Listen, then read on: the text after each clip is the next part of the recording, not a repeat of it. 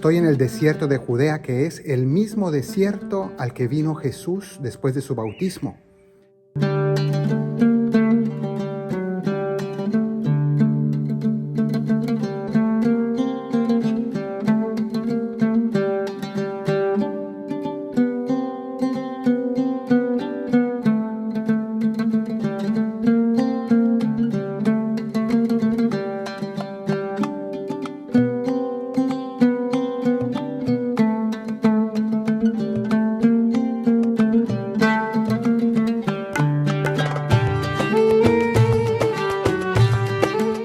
Jesús, empujado por el Espíritu, escuchamos en el Evangelio, fue llevado al desierto, que significa que él sintió interiormente una fuerte necesidad de silencio, de oración, de lo que nosotros llamaríamos hoy de hacer unos ejercicios espirituales, que significa encontrar un tiempo prolongado de oración, reflexión y discernimiento.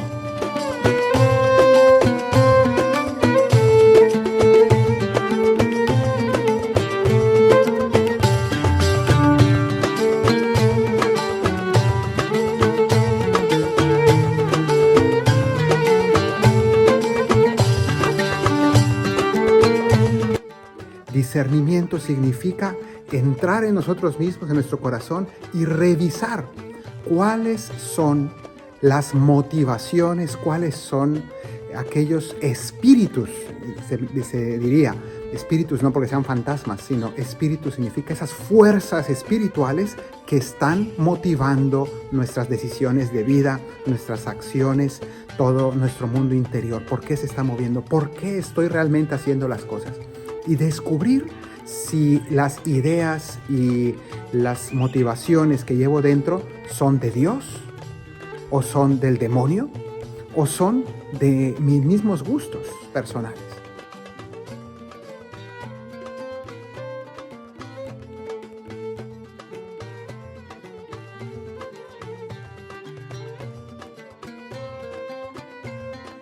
Entonces, esto requiere de un ejercicio de profundización interior y de mucho silencio.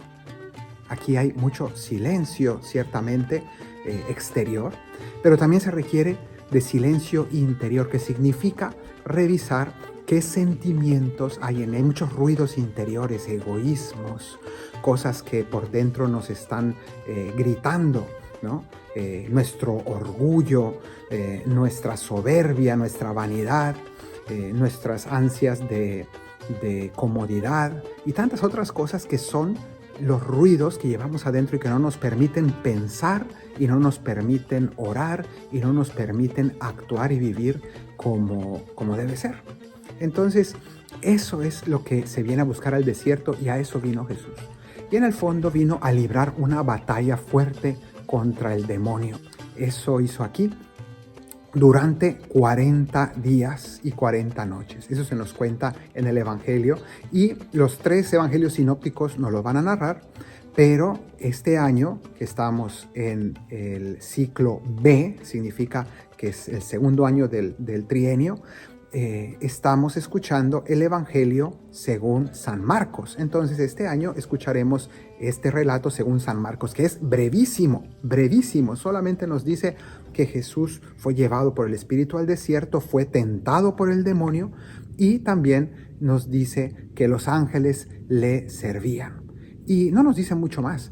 No nos va a narrar las 3 famosas tentaciones de Jesús en el desierto. Esas las cuenta Mateo y Lucas, pero Marcos no nos va a decir nada más que esto. Entonces vamos a centrar nuestra atención en este hecho, más que en cada una de estas 3 tentaciones.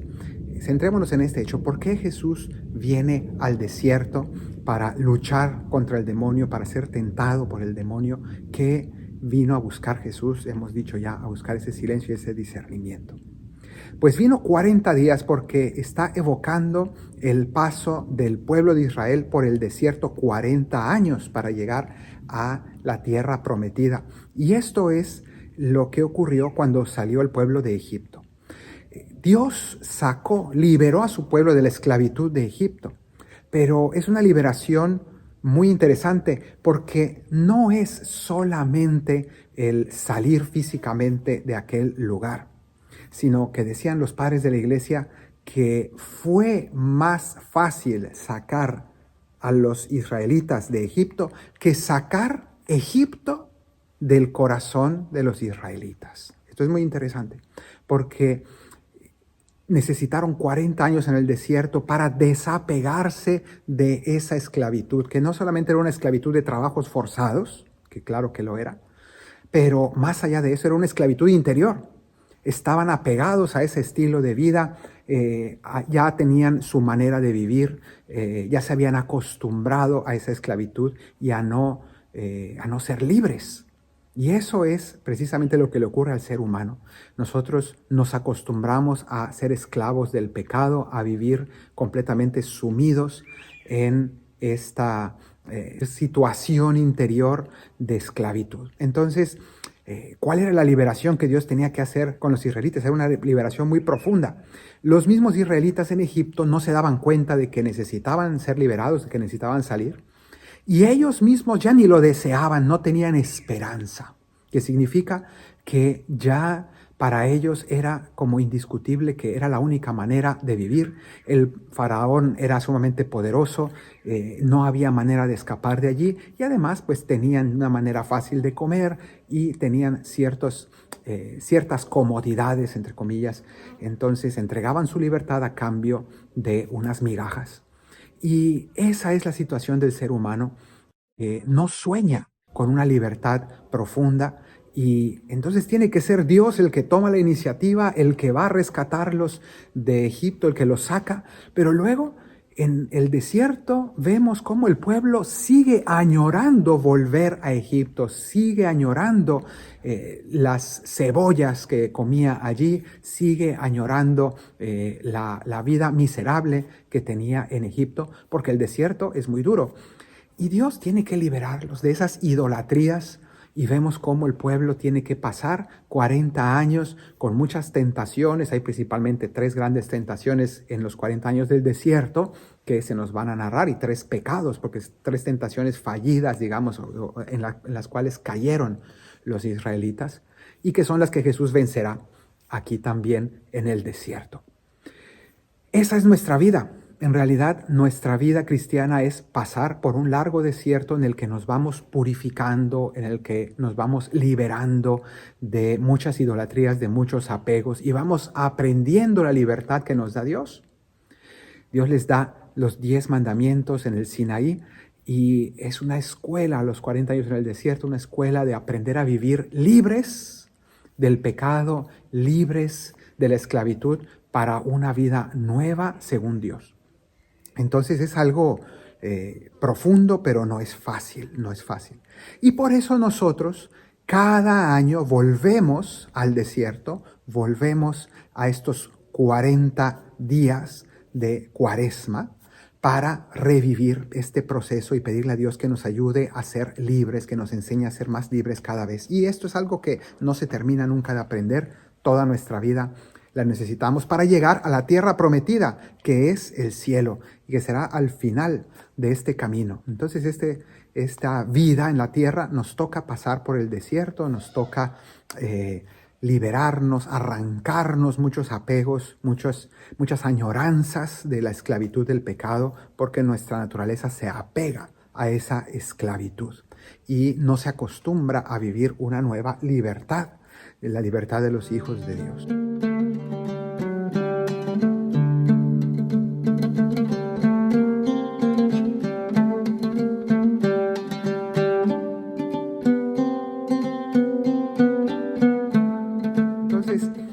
La Cuaresma, cuando inició históricamente, era el tiempo, los 40 días que los catecúmenos, significa aquellos que se están preparando para ser bautizados, adultos que se han convertido al cristianismo y que van a ser bautizados en la Pascua, pues durante 40 días se preparan para ser bautizados, una preparación espiritual fuerte, un cambio de vida radical.